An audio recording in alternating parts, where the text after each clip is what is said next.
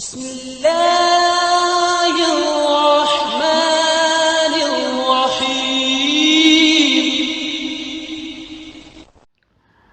اعوذ باللہ من الشیطان الرجیم بسم اللہ الرحمن الرحیم۔ السلام علیکم۔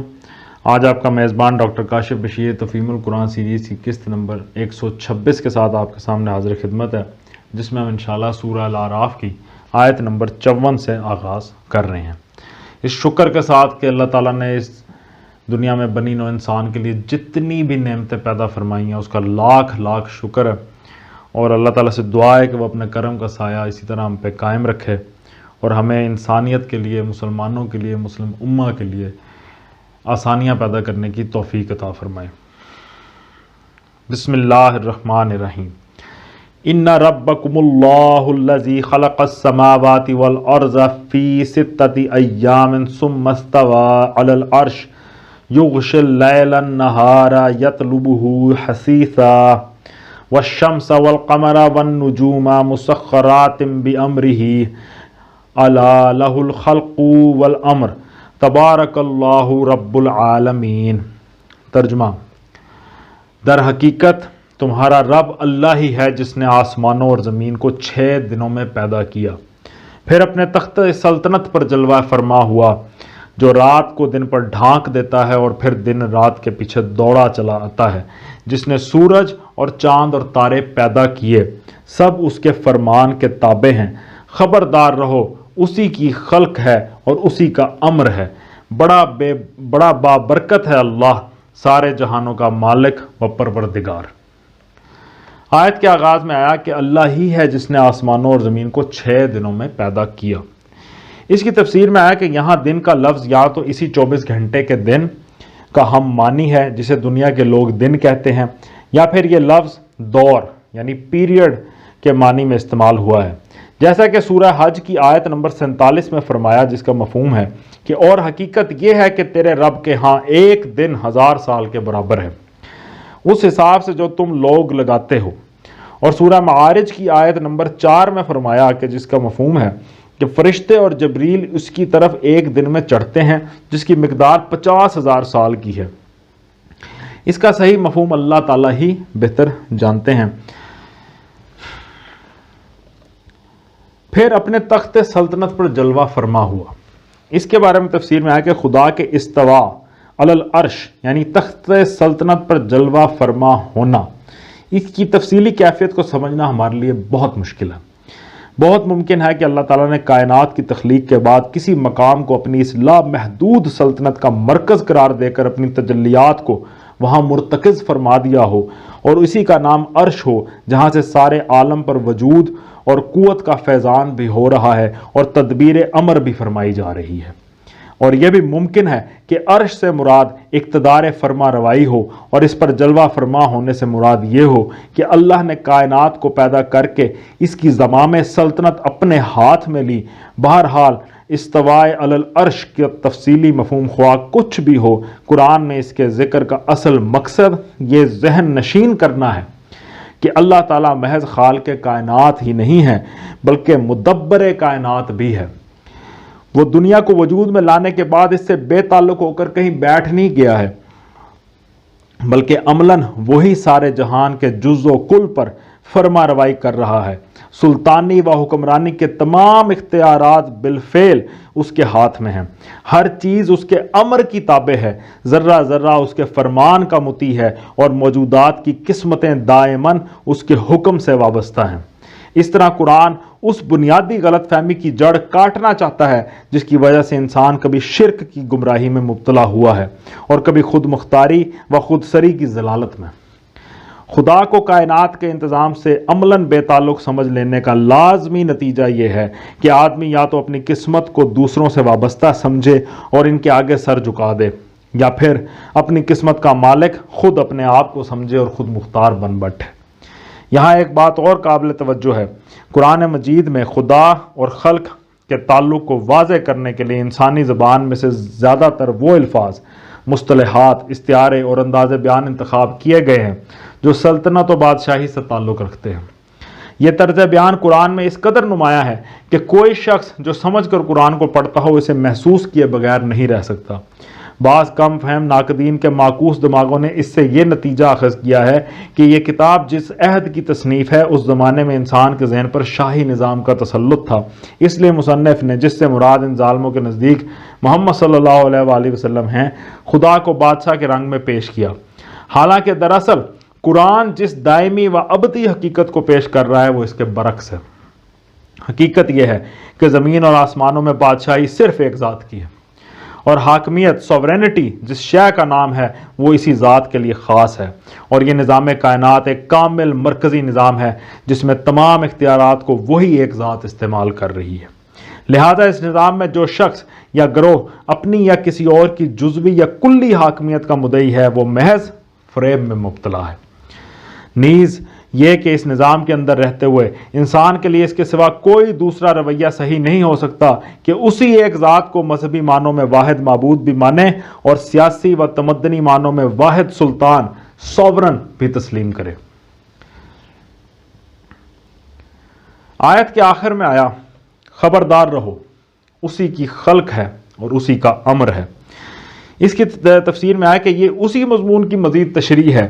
جو پچھلے حصے میں استواء علی العرش کے الفاظ میں مجملاً بیان کیا گیا تھا، یعنی یہ کہ خدا محض خالق ہی نہیں، آمر اور حاکم بھی ہے۔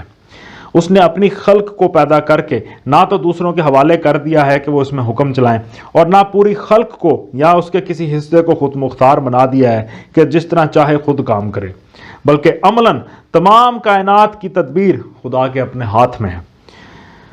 لیل و نہار کی گردش آپ سے آپ نہیں ہو رہی بلکہ خدا کے حکم سے ہو رہی ہے، جب چاہے اسے روک دے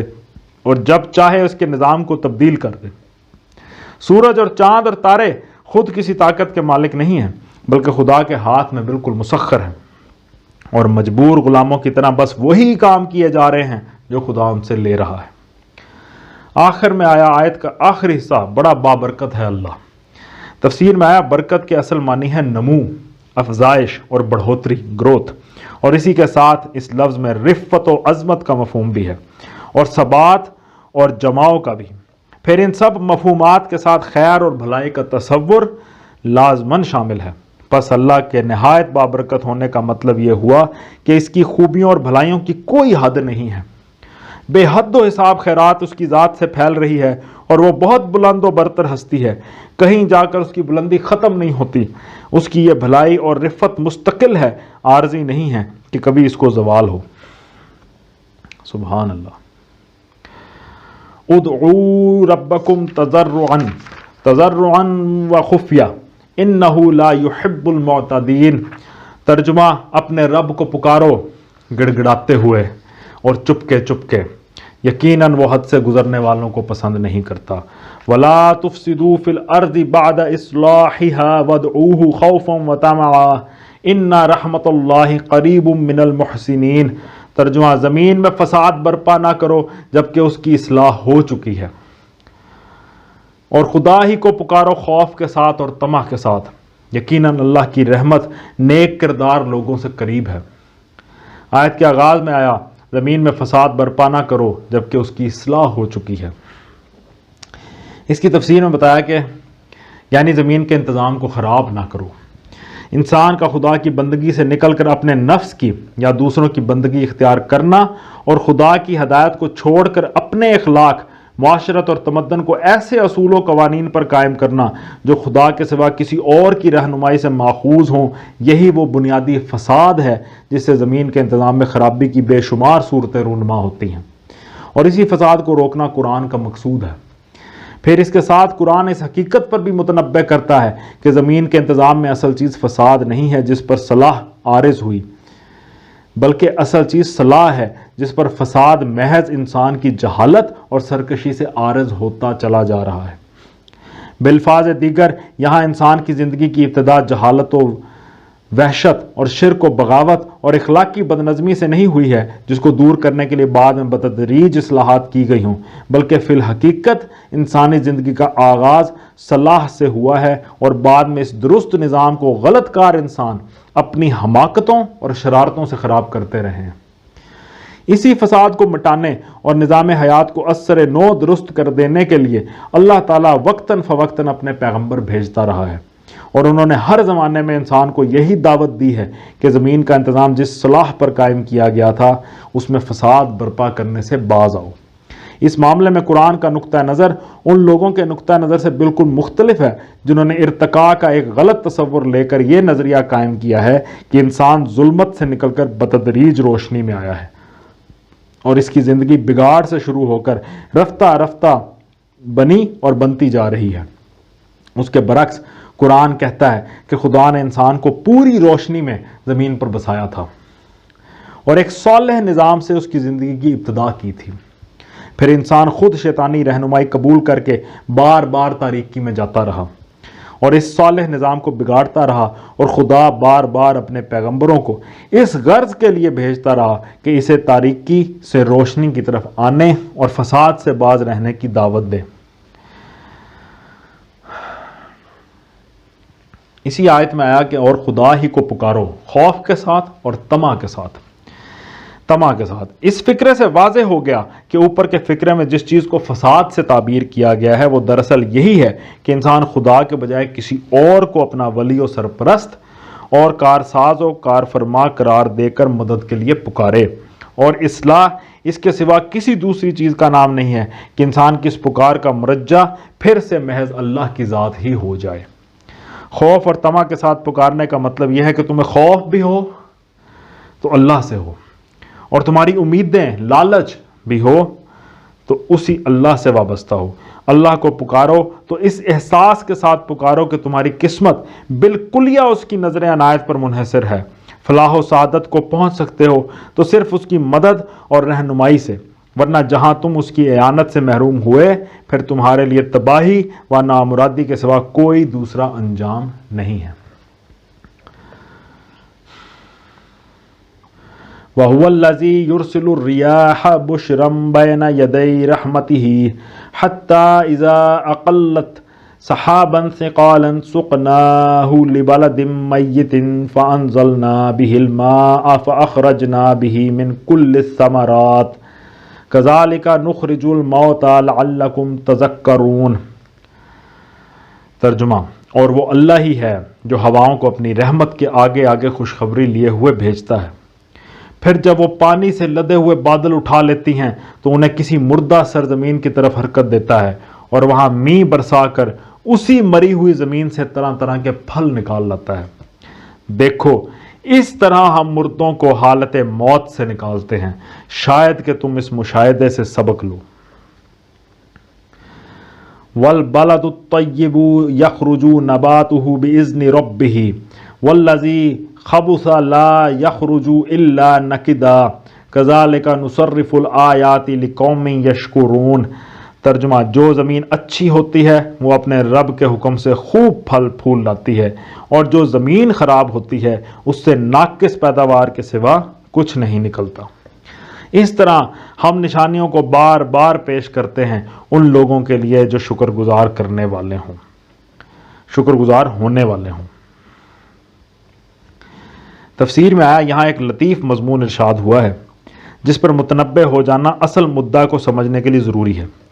بارش اور اس کی برکتوں کے ذکر سے اس مقام پر خدا کی قدرت کا بیان اور حیات بعد الممات کا اثبات بھی مقصود ہے، اور اس کے ساتھ ساتھ تمثیل کے پیرائے میں رسالت اور اس کی برکتوں کا اور اس کے ذریعے سے خوب وزشت میں فرق اور خبیث و طیب میں امتیاز نمایاں ہو جانے کا نقشہ دکھانا بھی پیش نظر ہے۔ رسول کی آمد اور خدائی تعلیم و ہدایت کے نزول کو بارانی ہواؤں کے چلنے اور ابر رحمت کے چھا جانے اور امرت بھری بوندوں کے برسنے سے تشبیہ دی گئی ہے۔ پھر بارش کے ذریعے سے مردہ پڑی ہوئی زمین کے یکا یک جی اٹھنے اور اس کے بطن سے زندگی کے خزانے ابل پڑنے کو اس حالت کے لیے بطور مثال پیش کیا گیا ہے جو نبی کی تعلیم و تربیت اور رہنمائی سے مردہ پڑی ہوئی انسانیت کے یکا یک جاگ اٹھنے اور اس کے سینے سے بھلائیوں کے خزانے ابل پڑنے کی صورت میں ظاہر ہوتی ہے۔ پھر یہ بتایا گیا ہے کہ جس طرح بارش کے نزول سے یہ ساری برکتیں صرف اسی زمین کو حاصل ہوتی ہیں جو حقیقت میں زرخیز ہوتی ہے، اور محض پانی نہ ملنے کی وجہ سے جس کی صلاحیتیں دبی رہتی ہیں، اسی طرح رسالت کی ان برکتوں سے بھی صرف وہی انسان فائدہ اٹھاتے ہیں جو حقیقت میں صالح ہوتے ہیں، اور جن کی صلاحیتوں کو محض رہنمائی نہ ملنے کی وجہ سے نمایاں ہونے اور برسر کار آنے کا موقع نہیں ملتا۔ رہے شرارت پسند اور خبیث انسان تو جس طرح شوریلی زمین باران رحمت سے کوئی فائدہ نہیں اٹھاتی بلکہ پانی پڑتے ہی اپنے پیٹ کے چھپے ہوئے زہر کو کانٹوں اور جھاڑیوں کی صورت میں اگل دیتی ہے، اسی طرح رسالت کے ظہور سے انہیں بھی کوئی نفع نہیں پہنچتا بلکہ اس کے برعکس ان کے اندر دبی ہوئی تمام خباستیں ابھر کر پوری طرح برسر کار آ جاتی ہیں۔ اسی تمثیل کو بعد کے کئی رکوعوں میں مسلسل تاریخی شواہد پیش کر کے واضح کیا گیا ہے کہ ہر زمانے میں نبی کی بعثت کے بعد انسانیت دو حصوں میں تقسیم ہوتی رہی ہے، ایک طیب حصہ جو فیض رسالت سے پھلا اور پھولا اور بہتر برگوبار لایا، دوسرا خبیث حصہ جس نے کسوٹی کے سامنے آتے ہی اپنی ساری کھوٹ نمایاں کر کے رکھ دی اور آخرکار اس کو ٹھیک اسی طرح چھانٹ کر پھینک دیا گیا جس طرح سونار چاندی سونے کے کھوٹ کو چھانٹ پھینکتا ہے۔ صدق اللہ العلی العظیم۔ الحمدللہ آج ہم نے سورہ الاعراف کی آیت نمبر 58 تک کا ترجمہ اور تفسیر پر غور کرنے کی کوشش کی ہے، اور اللہ تعالیٰ کا لاکھ لاکھ شکر ہے کہ اس نے ہمیں ایمان کی دولت سے سرفراز کیا ہے۔ اللہ تعالیٰ ہمیں اس ایمان کی اہمیت کو سمجھنے کی بھی توفیق عطا فرمائے اور اس قرآن مجید کی تعلیمات کو اپنی زندگیوں میں نافذ کرنے کی توفیق عطا فرمائے۔ اسی دعا کے ساتھ آپ سے اجازت چاہیں گے۔ اپنا بہت خیال رکھیں۔ آپ لوگوں کا بہت بہت شکریہ۔ اللہ حافظ۔